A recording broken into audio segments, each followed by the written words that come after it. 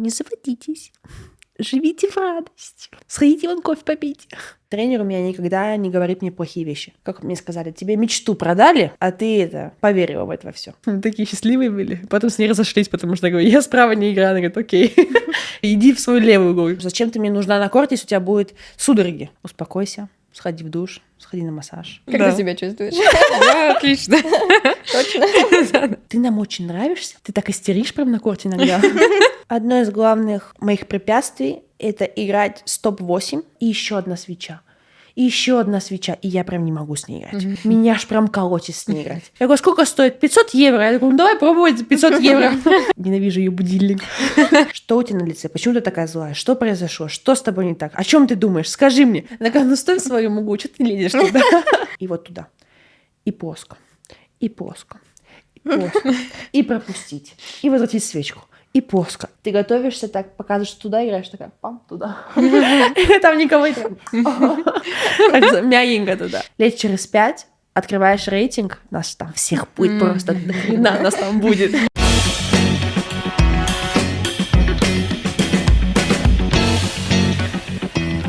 Всем привет! Это премьерный выпуск на канале Paddle Club.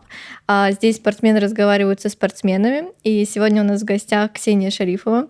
Это единственная русская девушка в международном рейтинге. И мы сегодня будем задавать ей кучу вопросов, так как нас очень много чего интересует. И сегодня с вами служители Ника и Васильева Алена. Всем привет, спасибо большое за приглашение на это интервью. У нас такая красивая обстановка, красивые люди. Это красиво гармонируем втроем. Прям такая команда мы.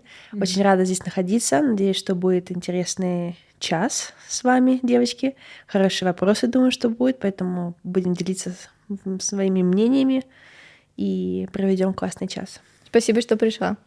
Спасибо вам за приглашение. Ксюша, хотела спросить у тебя, сколько тебе потребовалось времени, чтобы полностью перейти из тенниса в падл? Я бы сказала, что примерно 2 года. 2 года интенсивных тренировок, матчей.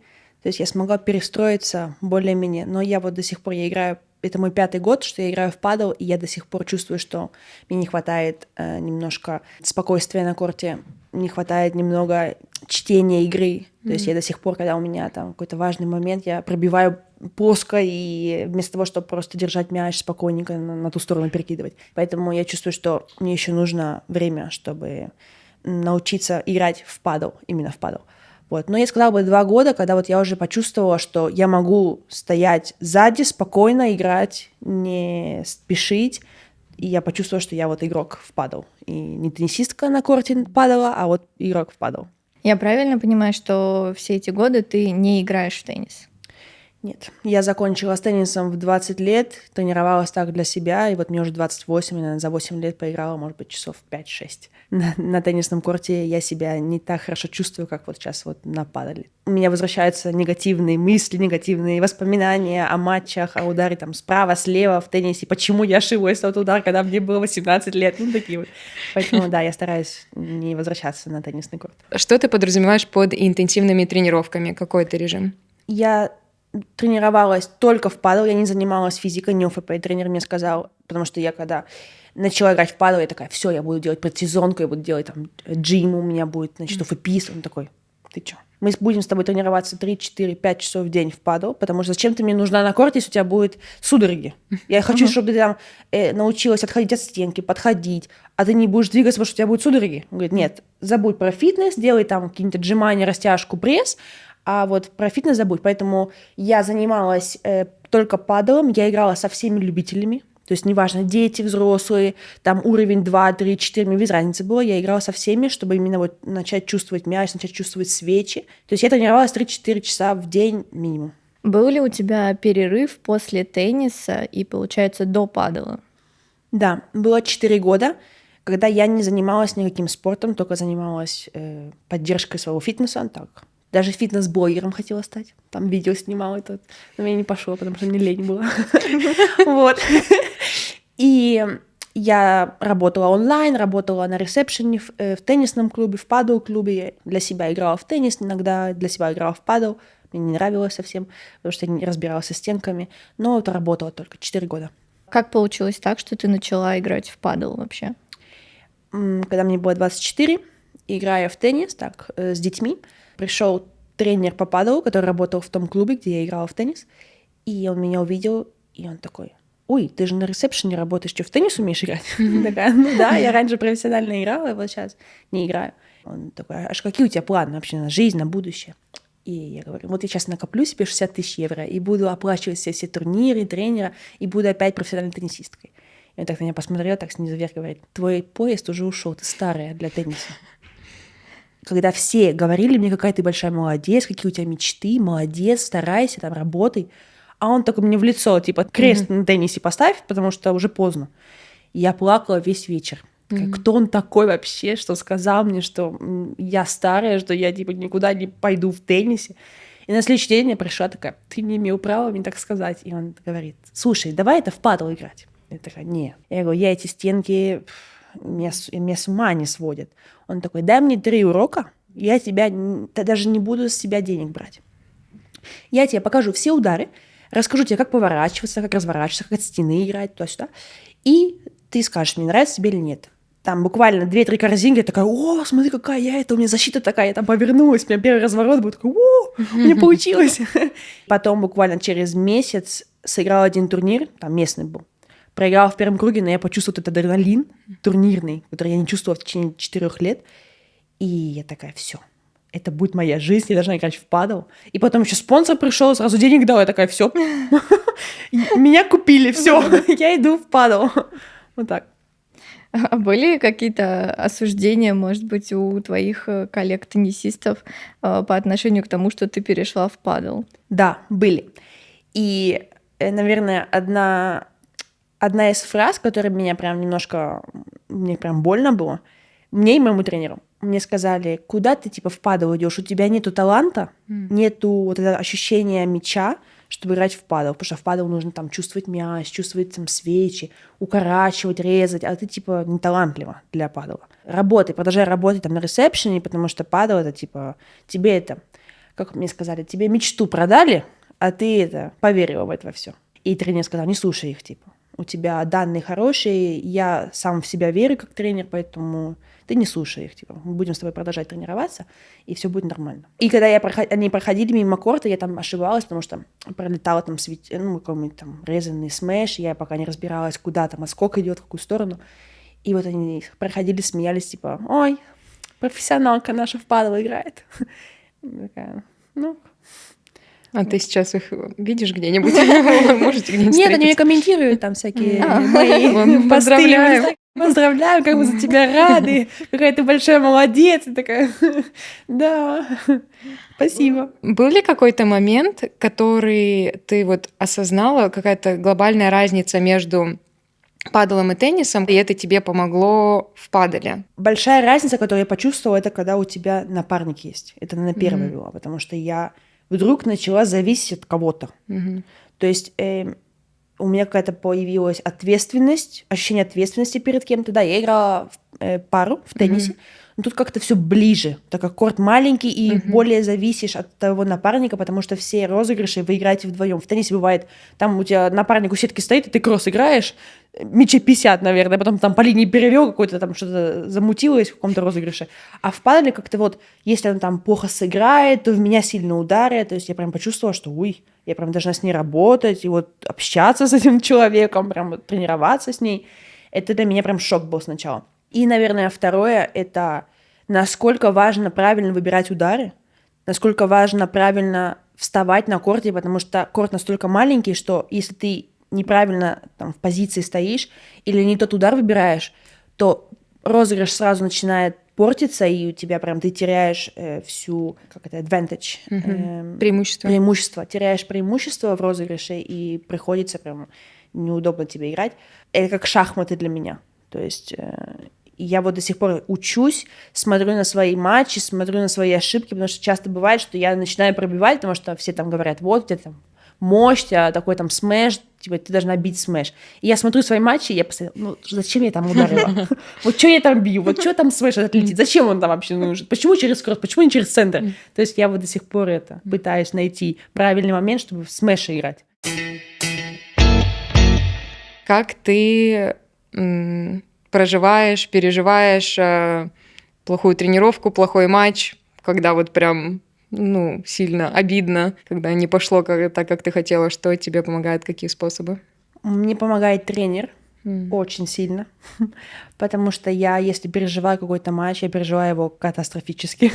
То есть я там плачу, у меня там начинается истерика, я звоню тренеру, я бросаю падл, я для падла не подхожу, у меня ничего не получается. И вот он выслушивает такой: хорошо, я все понял, успокойся, сходи в душ, сходи на массаж, возьми билеты, прилети, посмотрим матч, и я тебе покажу на примере твоего матча, что ты ошибаешься. Нет, вот ты не прав. Он такой: ладно, все, потом поговорим. И я вот приезжаю домой, когда уже все, там, поплакала в душе одна, там, под водой.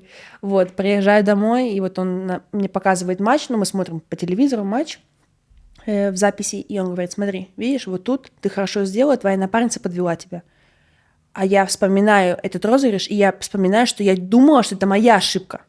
И я прям вот вижу на камере, что это ошибка, допустим, моей напарницы. То есть я сразу ей пишу там: вот такие-то розыгрыши, когда я делаю вот это, ты потом меняешь позицию мяча, и получается, что я остаюсь, вся моя линия, она свободная. Поэтому когда там, да, то есть я с ней решаю. Или, допустим, там вот он говорит: а вот тут вот ты правильно, ты ошиблась здесь, потому что ты играешь там в кросс, нужно было играть там в центр или по линии. То есть он меня как-то так успокаивает, рассказывает мне, и тренер у меня никогда не говорит мне плохие вещи. То есть он всегда звонит мне, даже неважно, я там могу проиграть очень плохо, я прям себя плохо чувствую, он такой: ты сделала вот это правильно, молодец, завтра увидимся. То есть он никогда не говорит мне, что я плохо сделала. И когда я прилетаю домой, то, что я плохо сделала, он тренирует, но я об этом не знаю. То есть он мне делает, там, накидывает корзинки или делает какое-то упражнение со спаррингом, или там в матче, и я даже об этом не знаю. Поэтому как бы он меня конструирует только вот на хорошее. Но я на самом деле большой психопат. То есть я прям на корте иногда бывает там кричу, себя там по ноге бью, ракеткой там по руке тоже бью. И один раз даже было, что девочка ко мне из панка подошла и такая: папа ей говорит: ты нам очень нравишься, потому что ты такая прям, ты так истеришь прям на корте иногда. Вот это комплимент. Я так: это комплимент? Мне как, мне разозлиться? Я не понимаю. Нет, ты просто такая другая, прям все такие сдержанные, ходят там типа таким с каменным лицом, а ты прям проявляешь эмоции, прям это прикольно видеть. Я такая: ок.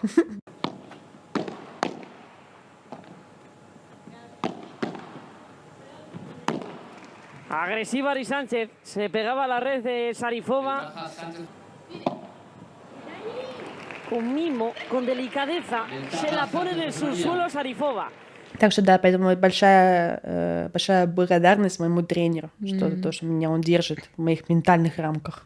Сколько у тебя поменялось тренеров или поменялся ли вообще за то время, которое ты играешь в падл? То есть все-таки это парный вид спорта, и как вы вообще коммуницируете? То есть у каждого свой тренер, либо вы тренируетесь и выбираете кого-то одного? То есть как это происходит? На данный момент я не меняла тренера, там тренер, который вот меня в падл привел, он меня тренирует. Я не собираюсь его менять. Мне уже предлагали очень много раз, чтобы я ехала в Мадрид, тренировалась с другими тренерами, потому что это важно. В общем, там уже много вещей сказали, что нужно там жить в Мадриде, нужно тренироваться с другими, нужно тренироваться со многими тренерами, чтобы получать информацию от каждого. Я в это не верю, потому что я из тенниса, и в теннисе я поменяла кучу тренеров, и вот на самом деле это у каждого своя система, и ты потом уже, когда меняешь там 10-го тренера, ты уже просто уже не знаешь, как тебе играть, потому что ты уже все системы пробовал и не понимаешь, что тебе хорошо, что тебе плохо. У моей напарницы, у нее другой тренер, у нее свой тренер, она тоже с ним прям уже много лет, не собирается его менять. Мы тренируемся иногда вчетвером, то есть мы приезжаем там, они приезжают в Валенсию или я приезжаю в Мадрид, мы вчетвером, 2 тренера и моя напарница и я, мы играем там матчи, они вдвоем обмениваются своими мнениями, своими мыслями о матчах, о розыгрышах, о типах упражнений, которые мы можем там, или должны делать на тренировках. Мой тренер, он пока не путешествует, потому что у него там тоже свой бизнес, свои дела, поэтому чаще всего мы путешествуем с ее тренером. То есть он на скамейке сидит. Когда он тоже не может, то у нас есть дополнительный тренер, третий тренер, который как протеже тренера моей напарницы. Поэтому он иногда прилетает. Вот. У нас как бы 2 основных, 1 запасной. И иногда одни. То есть бывает турнир, когда мы одни на скамейке. Бывает такое, что тебе не хватает прям твоего тренера на матче? Да, бывает, потому что то есть для нее, для моей напарницы, ее тренер самый лучший тренер. Для меня мой тренер самый лучший тренер. И вот в этом плане тренер мой говорит, вот было бы намного проще, если бы тренера не садились бы на скамейку. Как в теннисе, да? Да, ты можешь вызвать тренера, там, 1-2 раза за сет, а пускай он сидит типа на трибуне, а вы одни играете. Вы же тренируетесь, и каждый день вы, по идее, должны знать, как играть. Поэтому легче было бы, если бы не было бы тренеров. Я с ним согласна. Потому что иногда, когда вот, особенно Мадрид сейчас, в сентябре, и надо выбрать, кто будет садиться. Потому что оба могут приехать, и надо теперь договориться, кто сядет на скамейку в Мадриде. Я хочу, чтобы был мой, она хочет, чтобы был ее. Поэтому тут надо найти компромисс всегда. То есть я правильно понимаю, что большую часть времени вы тренируетесь одни? В редких случаях вы тренируетесь вместе? Большинство недель мы тренируемся по отдельности, но, правда, очень много турниров, поэтому мы видим друг друга каждую неделю. Поэтому мы приезжаем там за 2 дня до турнира, мы тренируемся вместе. Бывает, что там какая-то пересадка в Мадриде, я остаюсь в Мадриде прямо и там с ним тренируюсь. Это правда, что чем выше у тебя уровень, то есть когда ты ближе подходишь к топ-10, топ-8, то если тебе кто-то звонит из топ-8, они говорят, либо ты тренируешься в Мадриде со мной каждый день, либо я с тобой не играю. И то есть тебе звонит там номер, я не знаю, там 9 в мире, и ты такая, ну ок, тогда поеду в Мадрид, надо же играть с ней.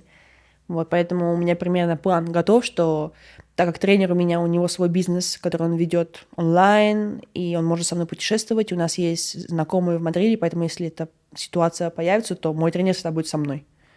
Вот, даже если мне придется там в Мадриде с понедельника по пятницу находиться.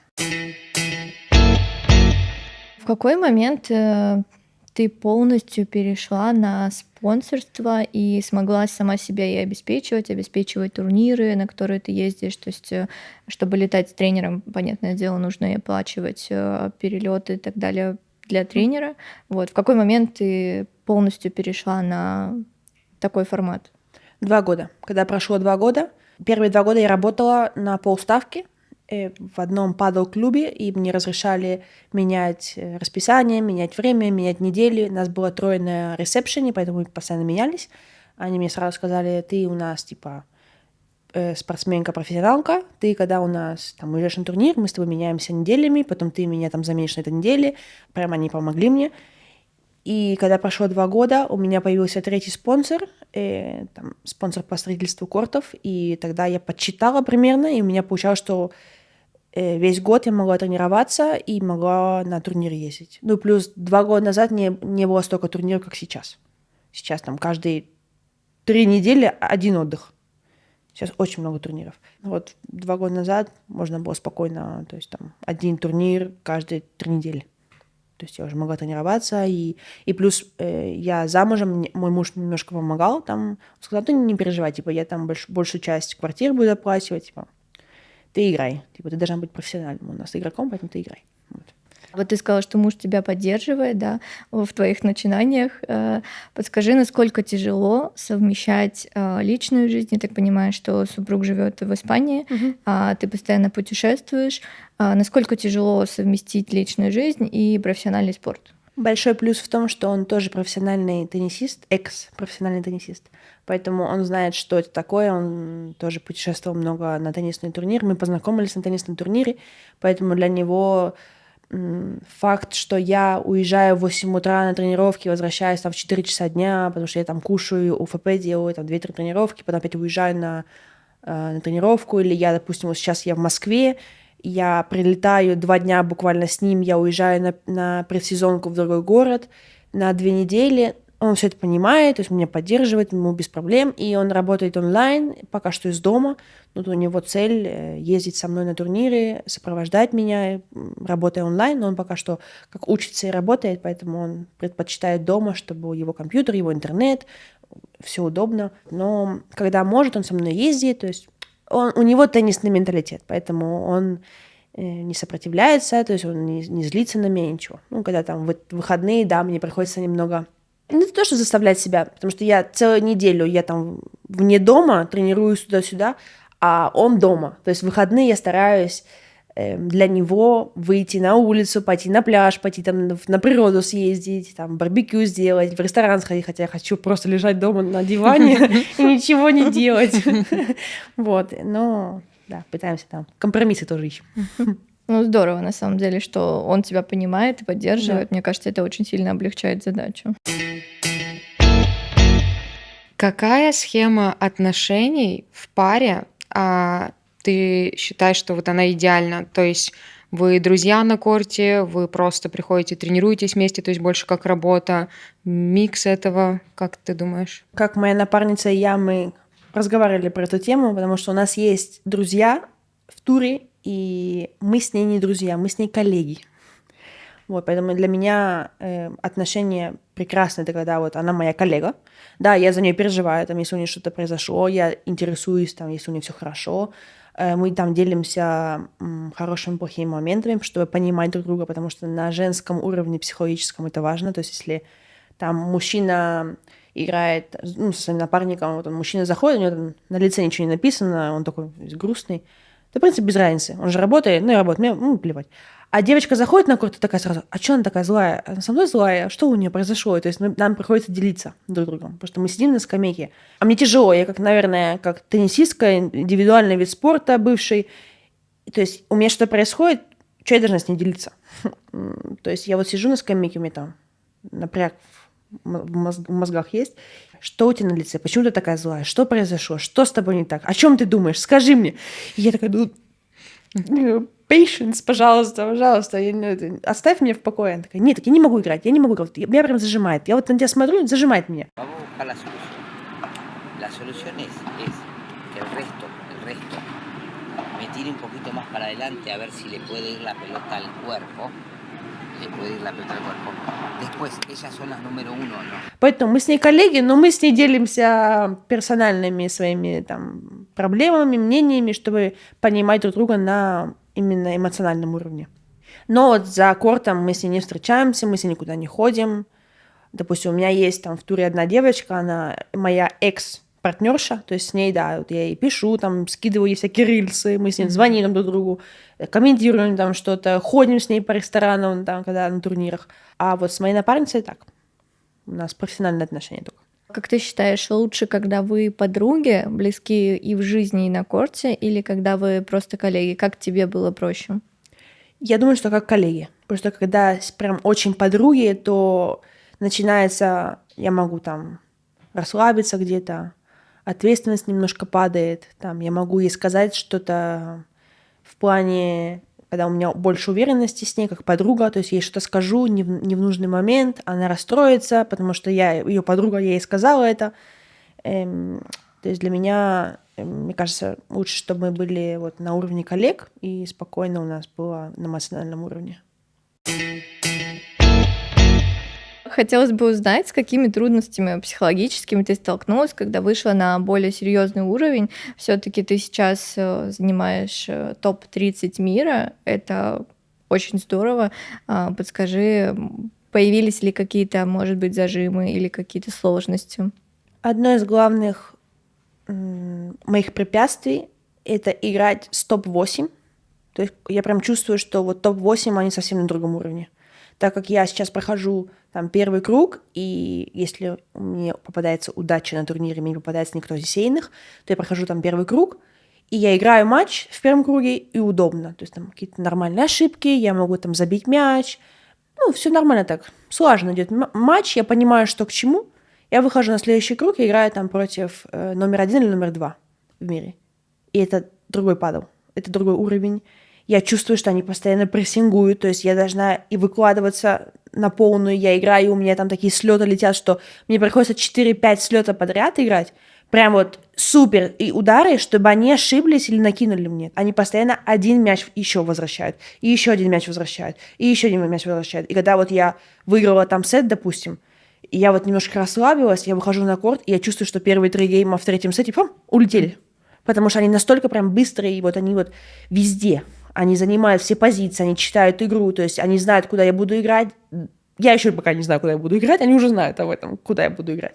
То есть я чувствую, что вот этот прессинг для меня, это, конечно, это очень другой уровень, это нужно играть очень много таких матчей, чтобы я почувствовала комфортнее себя. Последний матч, да, я выиграла сет первый у Ари и у Паулы. Все, я там сказала, могу домой идти. Я тренеру позвонила, если я только сет один выиграю, все, я довольна. Мне без разницы матч этот, потому что я с ними играю уже как 4 года. У меня первый год, когда я прошла квал, попала на них, они мне там быстро меня там пам-пам-пам-пам. Вот, и я у них ни одного сета не выиграла. И вот в Малаге я выиграла у них 1 сет, и все. Можно завершать вот этот сезон. 6-4 я выиграла, все. Entonces, pues oye, de momento, primero el partido sigue abierto, ¿no? Hasta que no ganas la última, no se acaba el partido, que es lo que les dice Severino, y que luego, bueno, es que estás jugando contra... И вот да, есть тоже, я поняла, что есть игроки, которые мешаются. То есть, допустим, я играю там там 16, да, я играю с кем-то, и я вот прям в кроссе играю, мне хорошо. А вот у меня есть Патрисия Ягуну, которой там 43 года, 44 года. Я не могу с ней играть. Вот она через кросс мне. И свечку, и вторую свечку, и еще одну свечку. И вот она вот я играю супер смеш, вот думаю, вот, сейчас я пойду с лёта, делаю шаг вперед, и еще одна свеча. И еще одна свеча, и я прям не могу с ней играть. Меня аж прям колотит с ней играть. И вот для меня она прям препятствие сейчас. Я прям приехала домой, я начала орать. Моего тренера Марко зовут его. Марко, я не могу с этой Патрисией играть. Не могу, не понимаю, не хочу с ней играть, она меня бесит. И вот мы с ним целую неделю тренировались. Он мне играл свечку, и свечку, и свечку. Я должна была и вот туда. И плоско, и плоско, и плоско. И пропустить, и возвратить свечку. И плоско. И я вот этот ритм для меня это прям... А на высоком уровне нужно уметь в этот ритм играть. То есть для меня терпение. Это прям... Мне хочется прям вот, чтобы 3-4 смеш можно было ударить или следу забить. Я на самом деле смотрела предпоследний твой турнир, когда ты играла против топ-8, и по ощущениям они все время атакуют. Даже в те моменты, когда вроде бы они находятся в защите, они все время атакуют. И я смотрела, думала, насколько это тяжело как физически, мне кажется, так и морально, что тебя все время на тебя давят. Точно. Особенно морально. Иногда бывает, ты физически себя хорошо чувствуешь, и вот ты сидишь на скамейке и говоришь, но я не устала, то есть я физически себя хорошо чувствую, я могу делать вот это вот свеча, слёт, могу и делать сколько угодно. Но вот этот моральный прессинг, что они везде, и они постоянно тебе возвращают мяч, ты устаешь. То есть бывает, ты сидишь на скамейке и говоришь, я не знаю, что делать. Я хочу пойти домой, я устала. Поэтому да, они, конечно, и плюс они очень слаженно играют. Ари и Паула особенно. Вроде бы видишь, у Ари там открывается какой-то угол, и ты туда бьешь и думаешь, ну все. И там появляется Паула, спасает ее и возвращается. Она такая, ну стой в своем углу, что ты лезешь туда? Дай мне забить. С ними, конечно, тяжеловато играть. На уровне физики, на уровне психологии. Поэтому... Да, их обыграли несколько раз. Там в этом году какие-то матчи прям неожиданные. Я открываю, смотрю, нифига себе их обыграли. Потом смотришь матч, там то одна там что-то ей нехорошо, то вторая. То есть им должно быть нехорошо, чтобы ты их обыграл. Либо нужно тренироваться и играть на таком же уровне с своей напарницей. Для этого нужны года, я думаю, как они вот 4 года вместе. Это важно, конечно, чтобы продолжительность была с твоим напарником. Ну вот у вас уже получилось взять 1 сет. Я думаю, что начало... Все. Это значит, что в следующий раз, когда я буду против них играть, они на первый сет выйдут, на второй как монстры. Мне придется там кофеин до матча пить, чтобы этой энергии было больше. Есть ли у тебя спортивный психолог? Насколько вообще это актуально у девушек в туре? Психолог есть практически у всех. У меня была женщина-психолог, и у меня психолог-терапевт. То есть они со мной занимаются именно моими детскими травмами, потому что они считают, что я вот этот весь гнев к самой себе, там, потому что они говорят, ты вот очень...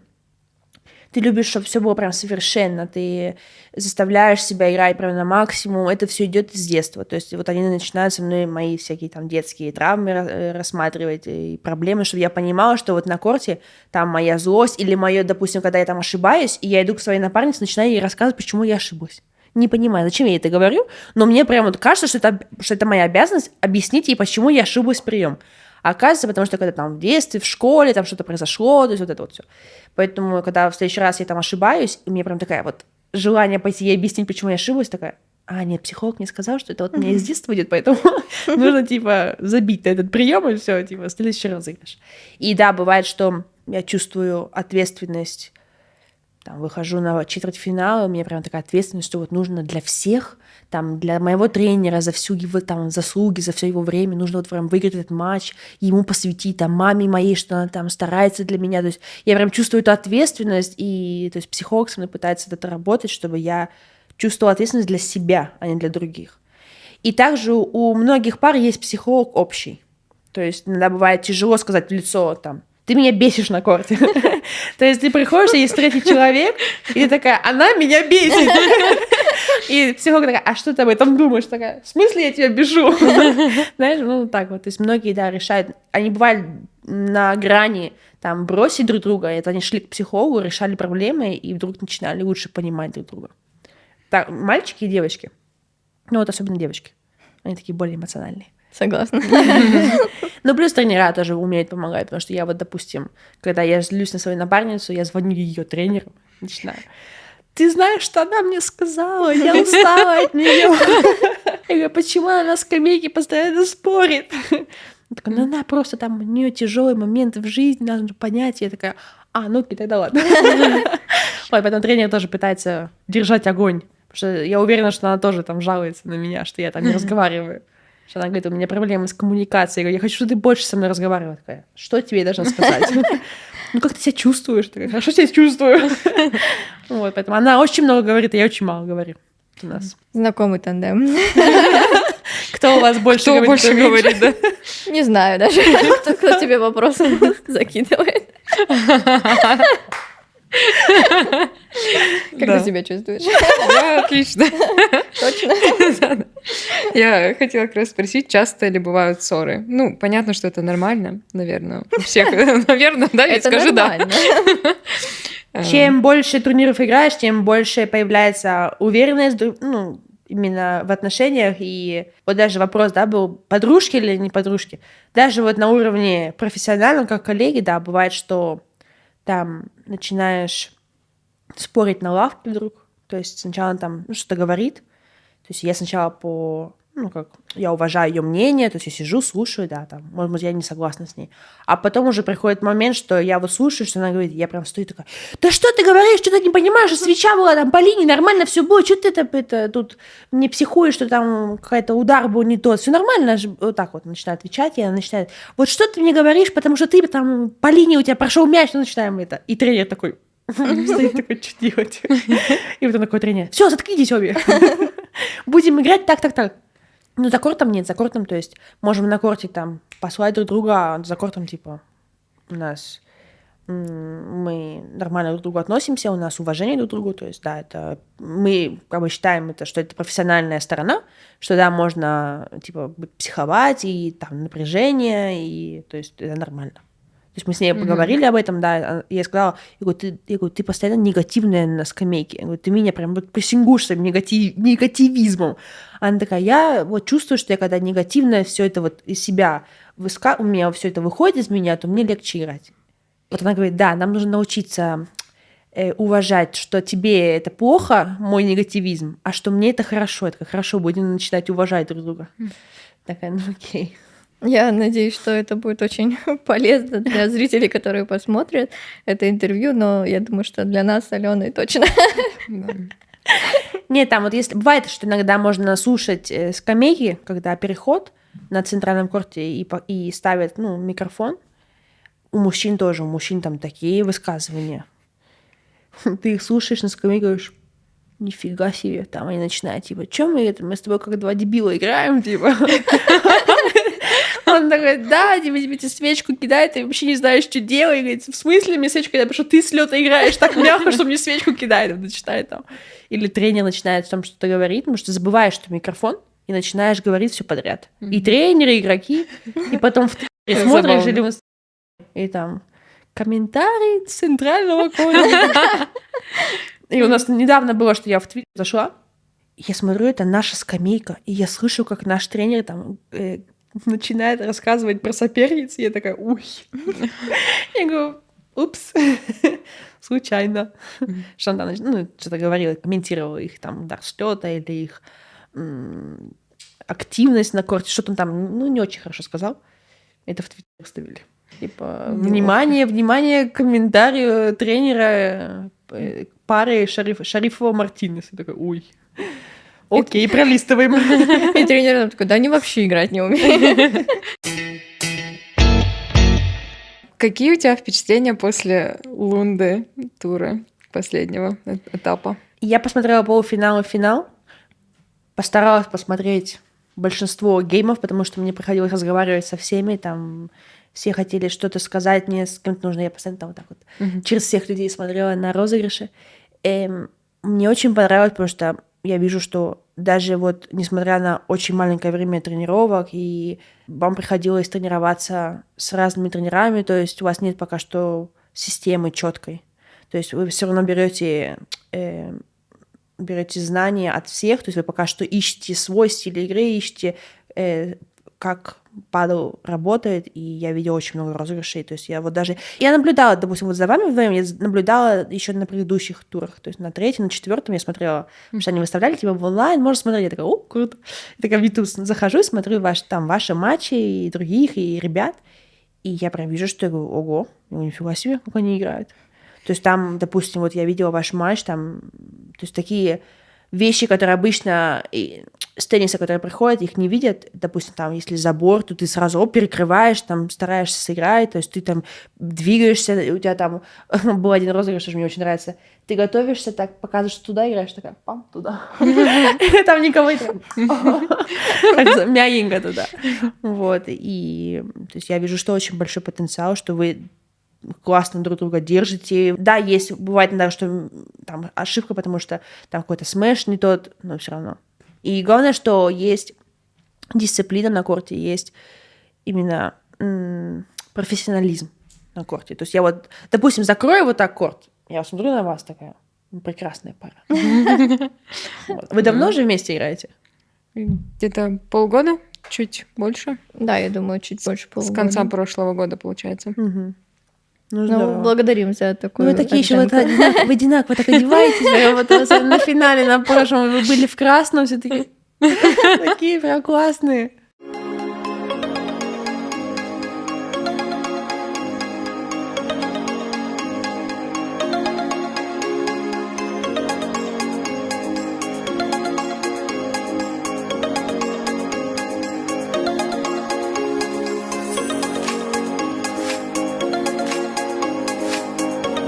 Я не знаю, к нам подходили за счет того, что мы играли неплохо, или потому что у нас платья одинаковые были. Мне просто столько людей сказали про платье, что я думаю, ладно, пусть у нас будет этот успех. Да, было симпатично так смотреть. И вы еще так одинакового роста, вот так прям хорошо гармонируете. Мне понравился матч. Да, там можно было тактически 100 вещей сделать разных, там, но это уже с опытом придет. Но мне понравился матч. Что ты думаешь по поводу развития падела в России? Он сейчас очень быстро набирает обороты. Как долго так еще будет продолжаться? Как долго падел задержится в России? И хотела ли бы ты как-то развиваться здесь? Допустим, может быть, открыть какую-то свою школу, может быть, или что-то в этом роде? Падел развивается быстро во всех странах. То есть, если я возьму любую страну, и как вот он начал, падал там первый корт, и что сейчас, это вот так вот. Потому что падел очень популярен, в него легко играть, людям нравится, поэтому в России то же самое произойдет. Уже видно, как вот 2 года назад я была на филях, там было 3 корта, я приехала сейчас, мне сказали, там 10 кортов, там 8 кортов, там 9 кортов, там еще 5 кортов, там, я такая, нифига себе. И раньше было, тяжело найти место, а тут сейчас уже начинают строить корты, будто бы просто так вот. Поэтому падел будет расти, это на примере всех стран. Сейчас вопрос в том, чтобы тренировать, чтобы база была, чтобы понять падел. Поэтому я думаю, что у федерации есть большие планы. Я была на на конференции вот этой новой федерации, и я посмотрела всех людей, которые разговаривали, что они думают о паделе, какие у них идеи, какие у них планы, и они собираются, то есть делать команду, собираются приглашать. Я знаю, что на следующей неделе приезжает Ури, потом приедет Хуан Мьерес, это топовые игроки, у них больших знаний выше крыши, поэтому это супер. Сейчас у вас Бобас тоже, он бывший профессиональный игрок, то есть у него тоже хорошие знания. Развиваться он будет быстро, намного быстрее. Допустим, в Испании сколько лет? Он уже 20 лет падал в Испании. То есть за 20 лет, да, он дошел до такого уровня. Но это, представьте, 20 лет назад, без всяких социальных сетей, без всяких там инфраструктуры, возможностей, а сейчас, представь, Москва. То есть я думаю, лет через 5, это прямо моя мечта, лет через 5 открываешь рейтинг, и у нас там всех будет просто до хрена нас там будет в рейтинге в этом, всех испанцев тут. Потому что там очень много вот, людей, то есть испанок, которые там уже, не знаю, лет 10-15 играют, они вот все там, потому что у них там не хватает роста, физики, профессиональности, дисциплины, то есть нет вот этого вот характера, и поэтому я вот надеюсь, что наши девочки, вы, мальчики, что вот начнете в рейтинг заходить, и все, и мы всех. Очень надеемся, что так и будет. И вопрос был насчет академии или школы моей. Да, у меня есть в будущем идея на пару с моим тренером сделать какую-то академию, но он хочет забрать, он сказал, я возьму 10 русских девочек, 10 русских мальчиков, мы их привезем всех в Испанию, и полностью мы оплатим всем тренировки, они просто должны будут там разобраться, где жить, где кушать, они будут тренироваться бесплатно, мы возьмем их 2 года, будем там, закроем их, как в тюрьме, они будут там целыми днями играть, мы поставим им систему, все, и потом займем весь рейтинг. То есть для нас это прям у нас цель такая. Запишите первых 2, пожалуйста. Да, я уже это, у меня лист есть уже всех. Сейчас строится один клуб в Валенсии, то есть будет какой-то мега-клуб, там отель будет, и спа, и восстановительный, и падл, и открытый падл, закрытый, и то есть это будет прям мега-мега центр. Один из моих спонсоров его делает, этот центр, то есть мы там хотим академию эту сделать, чтобы приезжали русские. Прям вот я хочу открывать рейтинг и смотреть, что у нас как много, как в теннисе. Особенно девочек. Мальчиков, ладно. Мальчики сами разберутся. А вот девочки. И на команду на чемпионат мира поехать. Нам подходит. Хорошая цель. Ксюш, ты уже много лет живешь в Испании. Много ли у тебя там уже друзей, если свободное время отпадало, чтобы проводить время с друзьями и заниматься какими-то хобби? Честно говоря, нет времени. И друзей у нас вот 2 друга. Один, он с Узбекистана, он русский с Узбекистана, и один англичанин. Но они как больше друзья моего мужа, но мы все теннисисты. Мы все раньше играли в теннис, поэтому мы все живем в Валенсии уже очень много лет, поэтому мы как-то все время вот так вчетвером. Подружек как таковых у меня нет. То есть я не хожу там никуда по ресторанам, потому что я говорю, я целый день на тренировках, я езжу туда-сюда, очень жарко бывает, вот летом, допустим, сейчас. И вот на выходных я либо с мужем, потому что муж — это мой лучший друг тоже, я либо с мужем куда-то иду, либо вот с мужем мы с 2 друзьями, мы куда-то там ездим. Вот после Малаги мы были там на пляже между Аликанте и Валенсией, мы там сняли квартиру, там ходили, пили, ели. Вот, и это вот, наверное, мои единственные друзья. А когда вот я езжу на турниры, да, вот у меня есть подружка, которая с юга. Вот я с ней иногда там хожу куда-нибудь, если, допустим, там я проигрываю матч, и я смотрю билеты, и у меня билеты там на следующий день на вечер.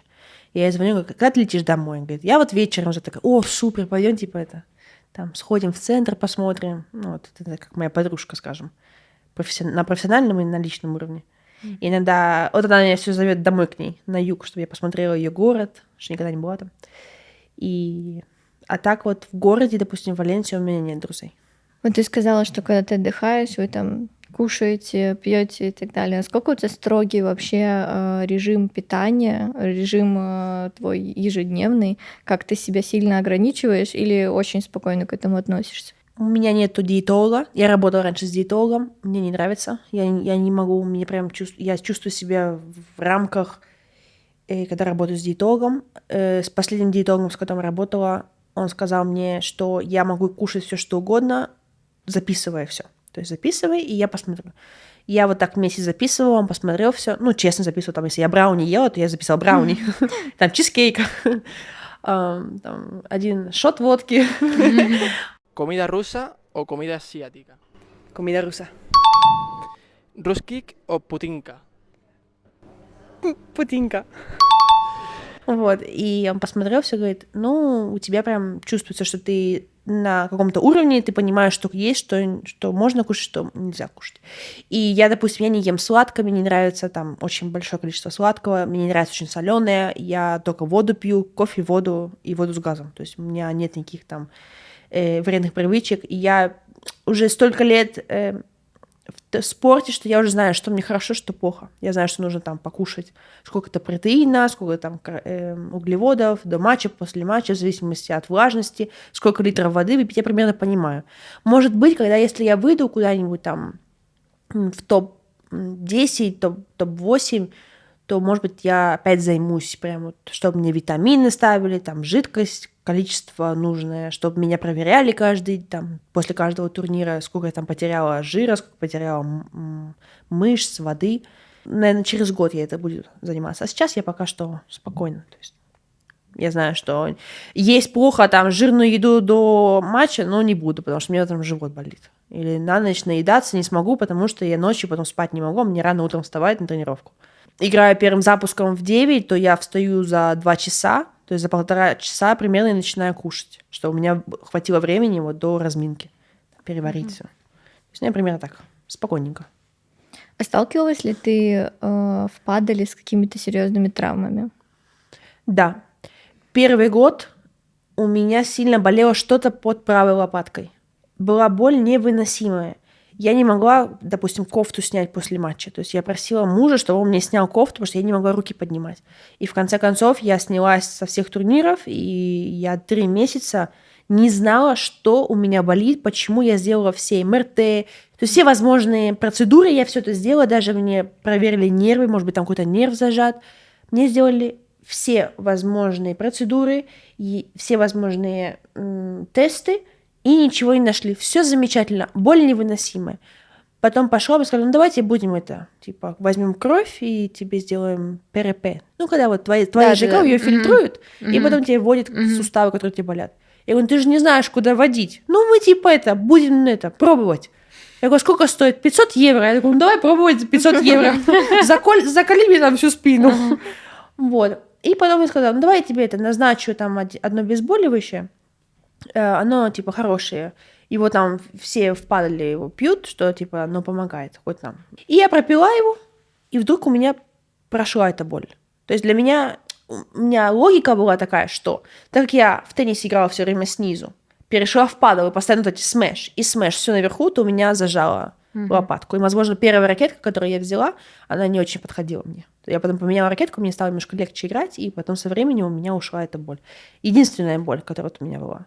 Ну, иногда еще болят, когда корты очень мягкие, нагружаются икроножные, и болит ахиллес. И я, разговаривая с девочками, у многих девочек в туре болят ахиллес, поэтому нужно очень хорошо растягивать икроножные, массажи делать после каждой тренировки. То есть после матча падельного нужно прям хорошо восстанавливаться. Намного больше восстанавливаться, чем после теннисного матча. У тебя есть личный физиотерапевт или кто за тобой постоянно присматривает? Или как ты действуешь, когда вот что-то болит? У меня на все есть кто-то. То есть если у меня там болит на суставы или ахиллес, то за мной наблюдает одна девушка, она физиотерапевт, то есть она наблюдает за этим. Если у меня там болит что-то на уровне там внутри, там живот, что-то такое, у меня есть другой доктор, который за мной наблюдает.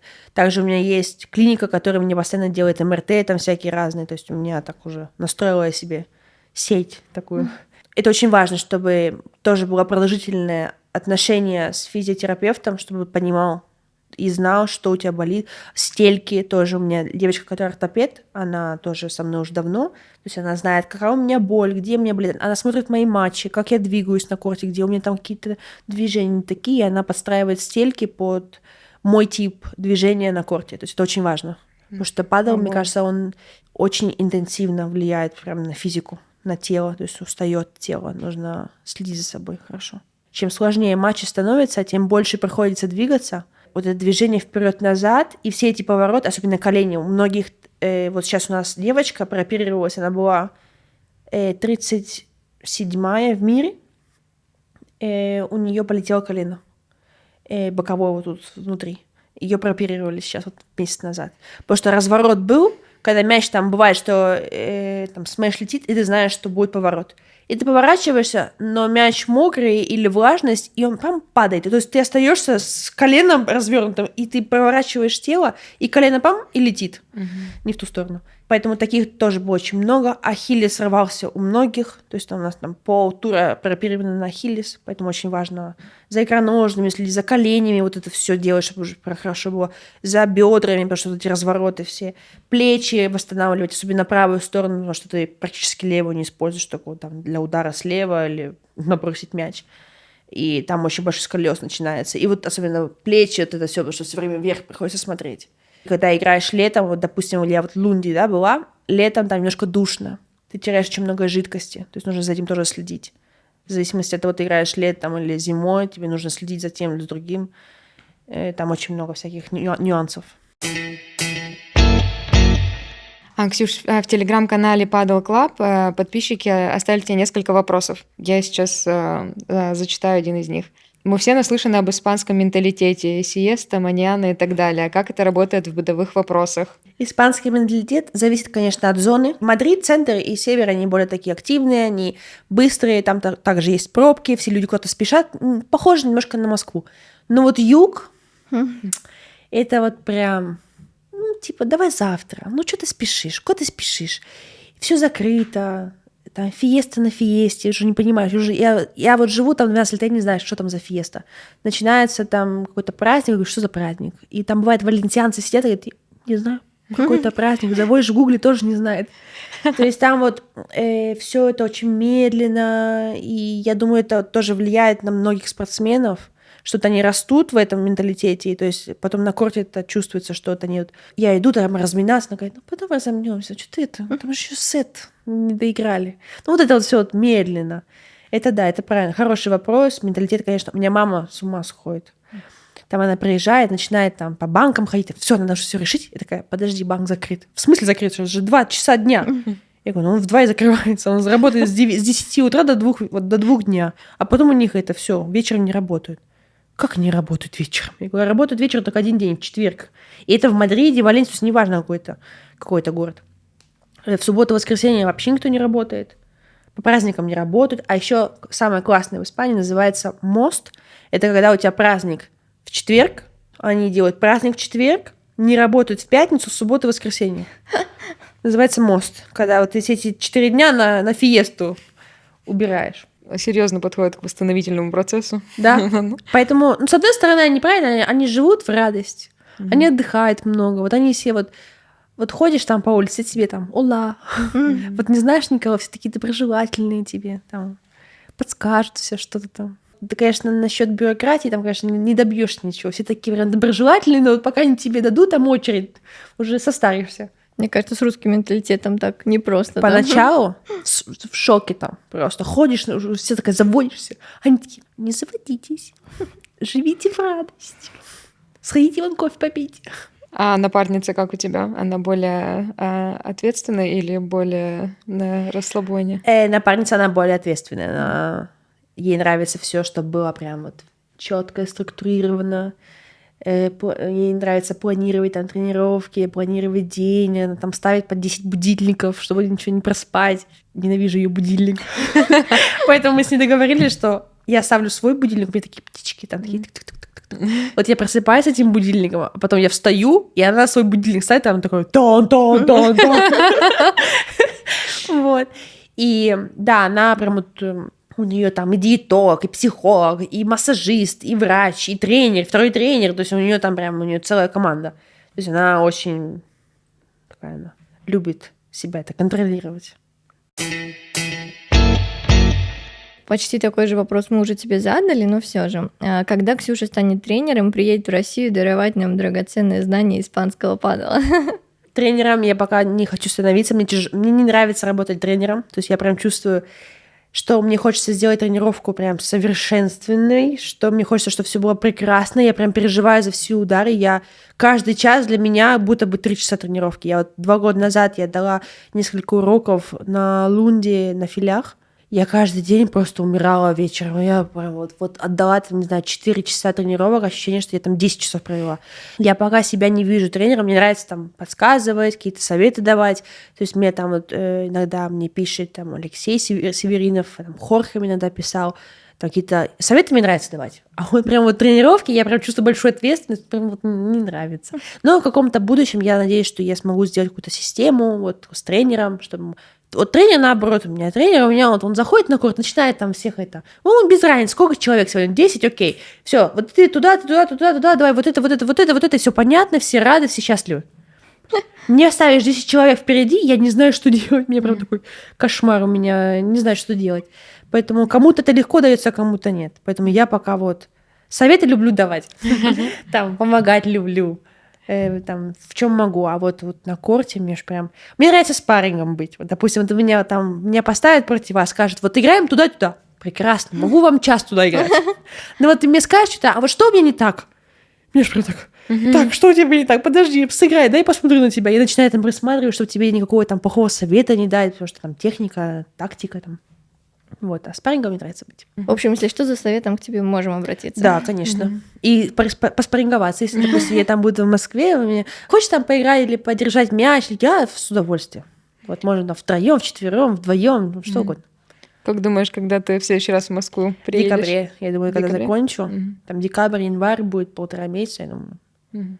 Вот. Снежок посмотреть. ¿El calor de Valencia o el frío de Rusia? Frío de Rusia. Следующий вопрос поступил, что некоторые корты очень быстрые, некоторые корты очень медленные. Как ты адаптируешь стиль своей игры под разные условия? Это очень важный навык, научиться адаптироваться на любом корте.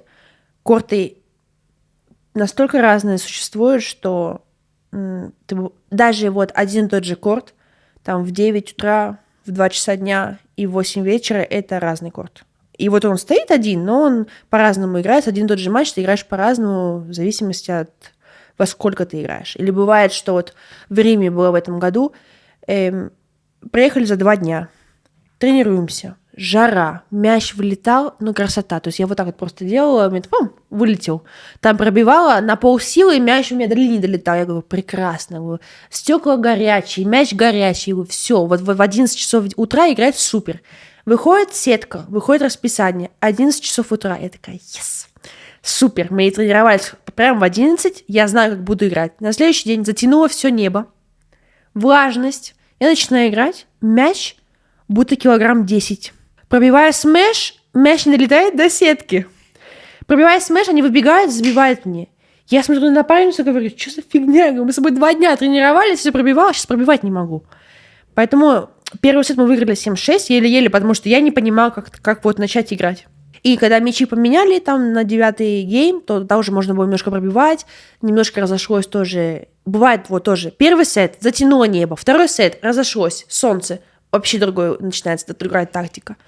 Поэтому я считаю, что с опытом приходит, ты играешь матч, пролетаешь его, понимаешь, почему ты его пролетел, на следующий день, там на следующий матч такие же условия примерно, и ты понимаешь, корт там медленный, буду играть в забор. Корт быстрый, окей, тогда один шаг вперед буду все блокировать, потому что мяч там касается стены, вылетает, что ты там не мужчина его даже сможет сделать защиту. Приходится играть все с полулета, как в теннис. Там отскоки высокие. Стоишь спокойненько сзади, отскок высокий, все.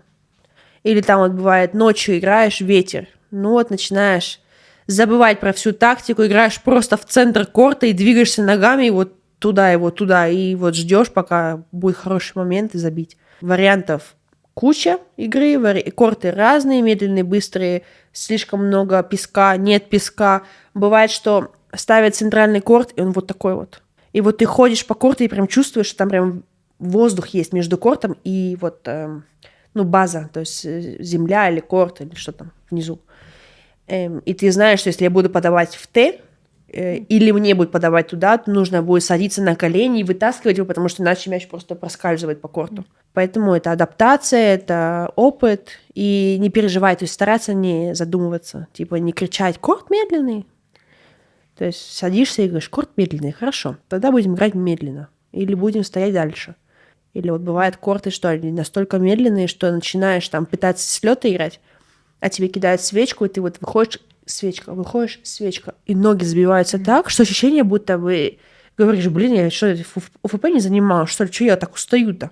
А просто корт не дает тебе возможности двигаться. Ксюш, какой у тебя любимое воспоминание или момент, связанный с падлом, или достижение, причем не обязательно связанное с победами или рейтингом? Там их несколько было. То есть первое это была Марбелья 2021 год, когда я прошла предквал, что я начинала с предквала, у меня всегда вот прохожу один круг, и в квал не могу выйти, я расстраиваюсь. И опять же, еду в предквал, квал не могу пройти. И я вот прошла квал, и я прям звоню, плачу тренеру, я прошла предквал. И на этом же турнире я прошла квал и прошла первый круг основы. Вообще, это был просто турнир, магия у меня произошла на этом турнире. Я сделала этот, на второй круг основы сыграла.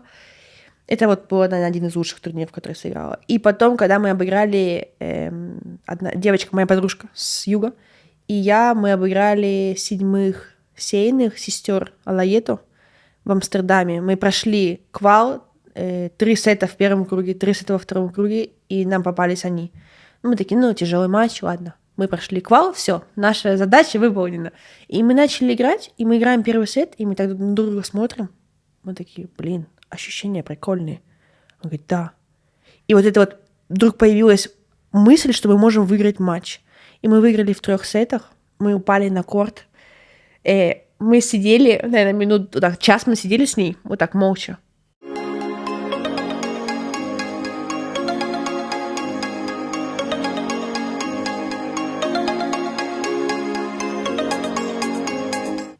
Она говорит, мы выиграли. Да, мы выиграли. Потом мы пришли в отель, она лежит такая, я обыграла сестер Алаету. Для меня я в падле была вот буквально 3 года, поэтому для меня они она всю жизнь, то есть для нее они просто прям легенды для нее. И вот она лежит такая, я обыграла сестер Алаету. Я такая, молодец, Марта. Вот это тоже был классный момент. И, наверное, когда я в топ-100, то есть я была там 120-я, 130-я, 115-я, и вот когда вот я перескочила, вот за счет вот этой в Марбелье, когда я прошла предквал, квал и в основу вошла, я скочила на 88-ю позицию. Я же прям когда увидела вот этот номерок, когда 2 циферки только, не 3, и мне же прям было такая, о. И, наверное, четвертьфинал в Дохе. Я играла справа. Это для меня был, конечно, опыт, очень большой опыт, потому что справа играть это совсем по-другому, это другой тип падала. И мы прошли в четвертьфинал с напарницей, которой прооперировали Ахиллес. То есть она оперированная, еле ходит. Я справа не разбираюсь, и мы с ней в четвертьфинал вышли. И особенно на мейджор, где больше всего денег и очков дают.